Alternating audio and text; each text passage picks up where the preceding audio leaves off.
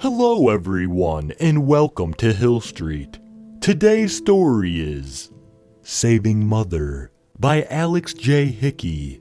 If you end up enjoying this story, please leave a like. And if you enjoy hearing stories from me, please subscribe and become a resident of Hill Street and let me know how I'm doing in the comments. Now, let's get to this nightmare. Death. That was the odor that occupied the room. The pungent smell of vomit and sweat was evident, but the stench of rotting dead flesh was predominant. David looked fearfully at his mother, lying helpless on the bed. He knew she was sick, but the sight of her disease-eating flesh made him feel an array of emotions, with fear being the front runner. He was scared for his mother. He did not want her to die, but the fear was also for his own well-being. The imminent fear that it could be contagious made him keep his distance. His father sat holding his mother's hand, the bits of the hand that remained, that is. The disease had stripped his caregiver of most of the muscle and flesh he had once used to nurture and care for him. All the money and power his father had was of no use against a disease such as this. World-renowned doctors and specialists had been called as soon as his mother had exhibited signs of the sickness, all to no avail. Disease does not discriminate. Janice was suffering just as the poor do, dying with no means of recovery. Necrotizing fasciitis was the name for what ailed his mother. He had heard of it on the news a while before he saw it plague his mother. The flesh-eating disease, or if the stories he had heard around school before it closed were anything to go on, the zombie disease was a more applicable diagnosis. The fever and nausea were the first symptoms. Janice was unable to take her son to school, lying weak in her bed, with her temperature climbing steadily. David's father, Jonathan, put it down to a bug of sorts, and simply picked up the slack by doing the duties around the house his wife was unable to do. By the second week of the sickness, Janice was completely unable to move, with her fingers and toes taking on a darkish hue. David had continued to go to school and had heard many of the kids talk about other people suffering from a similar sounding sickness. But in all the stories he had heard, none of them ended well. Fearing for his mother's health, David repeated these stories to his father, only to be met with reassurance and comfort. The reassurance and comfort provided to be meaningless, as he now sat, looking at the disease-riddled body of his mother, flesh eaten beyond comprehension, holes gaping in places unimaginable. Jonathan had tried his best by all means. As soon as he saw his wife's condition deteriorate, a number of doctors were called for consultation. They all came to the same prognosis: necrotizing fasciitis, the flesh-eating disease, according to the doctors looking after her. She was one of the first to be stricken by the disease, and just as the others had, her condition had progressed. Their only suggestion was to move her to the hospital wing they had designated to those afflicted with the disease. Before moving her, Jonathan thought to take David to see the hospital where they would take care for his mother. They discussed the matter with her and decided to make the trip the next day. "You've been avoiding me, baby," Janice said, once alone with David. I'm just scared, Mom. I don't want you to die," came David's reply. Laughing, Janice told David, "That's not something you need to worry about, my son. What you do need to worry about is how comfy my room there is going to be." Joining in with his mother's laughter, David finally dropped his inhibitions and sat close to his mother, resting his head on her bed. She stroked his head as he fell asleep. He had not slept long at the bedside of his mother, but his dreams were those of zombies and those they hunted. His father woke him to go to bed, and the disturbance of the dream was a thorough welcome by David. Walking, half asleep towards the door, he could but help glance back at his mother. He could feel the tears well up as the woman lying in the bed closely resembled those creatures that haunted his dream. The drive to the hospital the next day was excruciating. The silence seemed to drill deep into David's core as he sat next to his father. He could feel the sadness and pain emanating from the man he always viewed as an absolute pillar of strength and wisdom.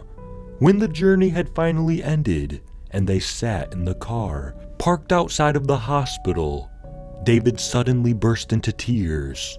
The stark reality of the possibility of losing his mother had hit him like a freightliner moving at remarkable speeds.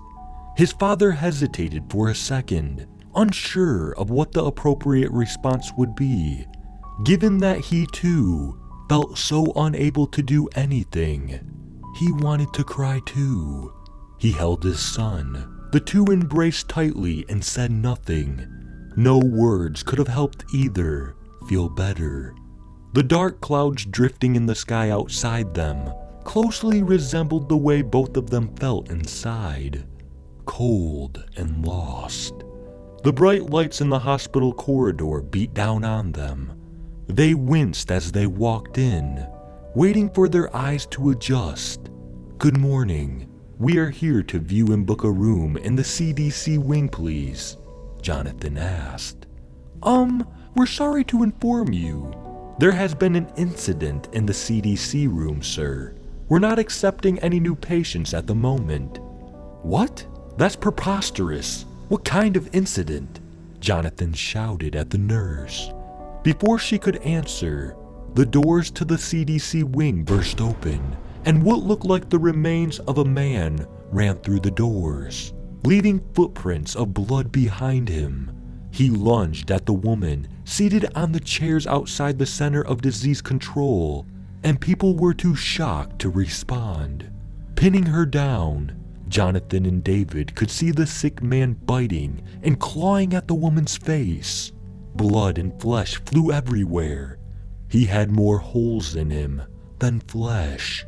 Bits of bone could be seen through the loose hanging hospital gown that covered the eaten man.